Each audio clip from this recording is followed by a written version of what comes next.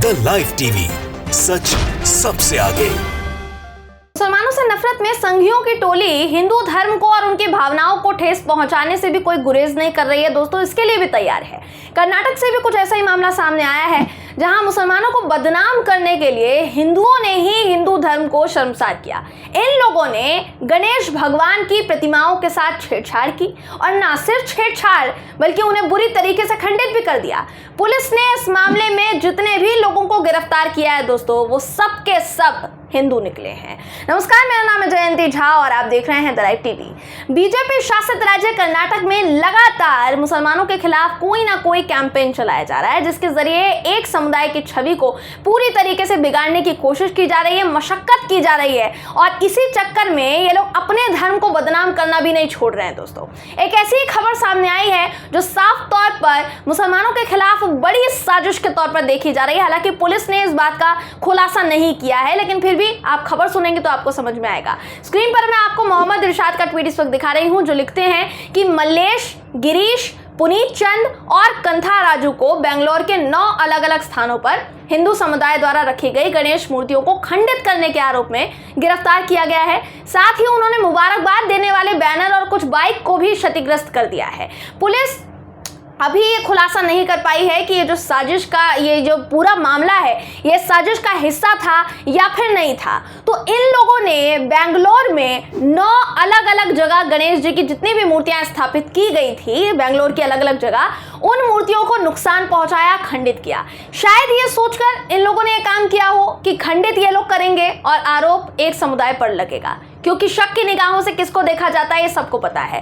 पर ऐसा हो नहीं पाया दोस्तों और इन तथाकथित हिंदुओं ने ही गणेश भगवान की मूर्ति को खंडित कर दिया है। अब इसके बाद तो हिंदुओं की भावनाएं आहत हुई होंगी ना।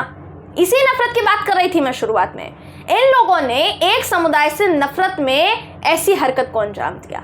हालांकि इन लोगों का ताल्लुक किसी हिंदू संगठन से है या फिर नहीं है, इस बात की जानकारी अभी तक सामने नहीं आ पाई है दोस्तों। पर वो जानकारी भी, ऐसी संभावना जताई जा रही है कि वो जानकारी भी जल्द ही सामने आ जाएगी, फिर सारा भेद खुलेगा। लेकिन आप ये देखिए कि ये लोग किस तरह से माहौल बनाने की कोशिश करते हैं। कैसे माहौल बनाया गया?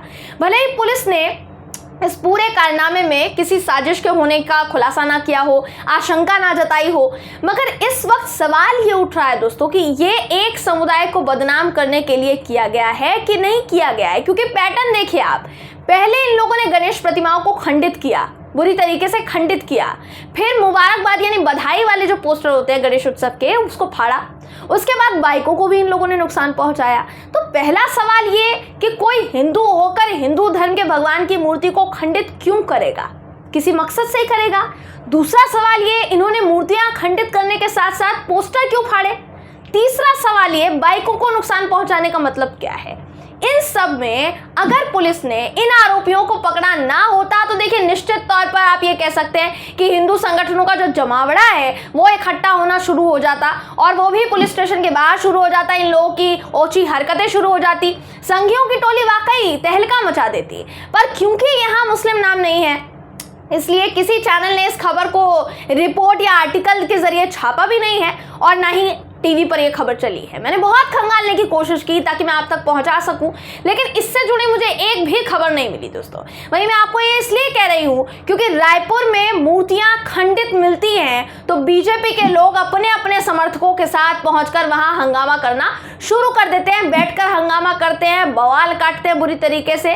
लेकिन वहीं यहाँ गणेश प्रतिमाओं को नुकसान पहुंचाने वाले सारे के सारे संघी निकले हैं, पर यहाँ कोई ढिंडोरा नहीं पीटा जा रहा है। मैं आपको स्क्रीन पर छत्तीसगढ़ के रायपुर से जुड़ी खबर दिखा रही हूँ दोस्तों, जिसके मुताबिक एक शिल्पकार मूर्तियां बनाकर अपनी दुकान के बाहर छोड़ गया कि मैं सुबह आऊंगा तो सुबह बिक्री शुरू हो जाएगी, मैं बिक्री शुरू कर दूंगा गणेश भगवान की मूर्तियों की। लेकिन जब सुबह वो लौटा तो उसे गणेश भगवान की सभी प्रतिमाएं खंडित मिली।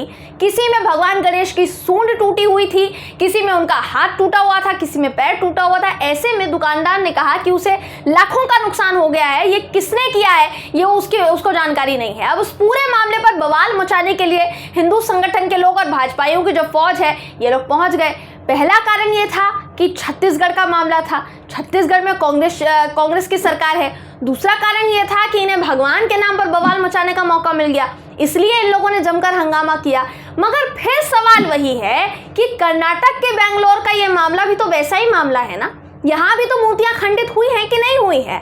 फिर कर्नाटक की सड़कों पर हिंदू संगठनों या भाजपाइयों का बवाल देखते हुए क्यों नहीं मिल रहा है? ये लोग बवाल क्यों नहीं काट रहे हैं भाई? भगवान की मूर्तियां खंडित अगर हो जाए तो उस पर भी भाजपाई या संघी धर्म देखकर विरोध करेंगे क्या?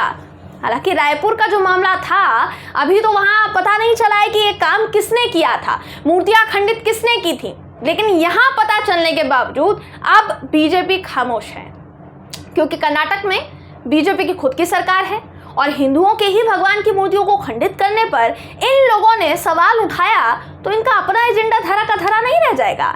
जाहिर है कर्नाटक में भी चुनाव आने वाले हैं, तो भाजपा इतना बड़ा रिस्क तो ले नहीं सकती है भाई कि हिंदुओं पर ही सवाल उठाए, हिंदुओं पर ही फिर इनकी पुलिस कार्यवाही करे। कैसे मुमकिन है? ये तो मुमकिन नहीं है। और हिंदू नहीं, तथाकथित हिंदू, पर असल में इन लोगों से इन बातों की उम्मीद भी नहीं की जा सकती, क्योंकि कर्नाटक में तो इन तथाकथित हिंदुओं ने दूसरे समुदाय को फंसाने के लिए गणेश भगवान की प्रतिमाओं को खंडित कर दिया। इनको हिंदू नहीं कहा जा सकता है दोस्तों, असली हिंदू ऐसे नहीं होते, मैं बार बार कह रही हूँ।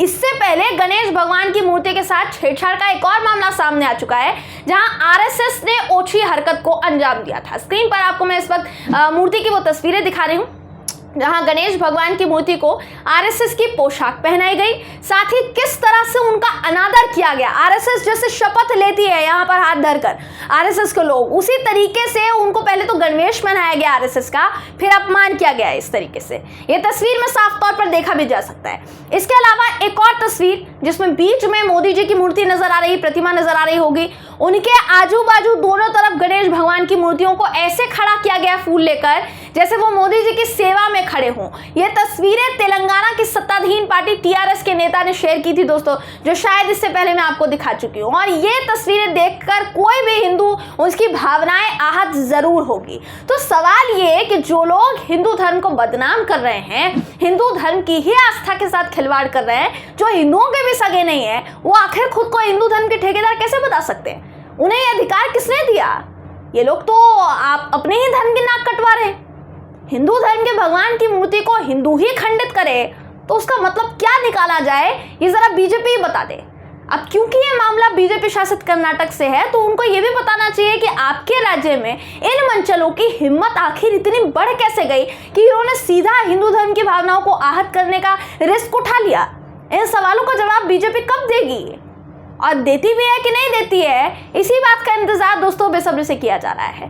बहरहाल इस खबर पर आपकी राय क्या है, कमेंट करके जरूर बताइएगा। वीडियो अगर आपको पसंद आया हो तो वीडियो को लाइक और शेयर करना ना भूलें।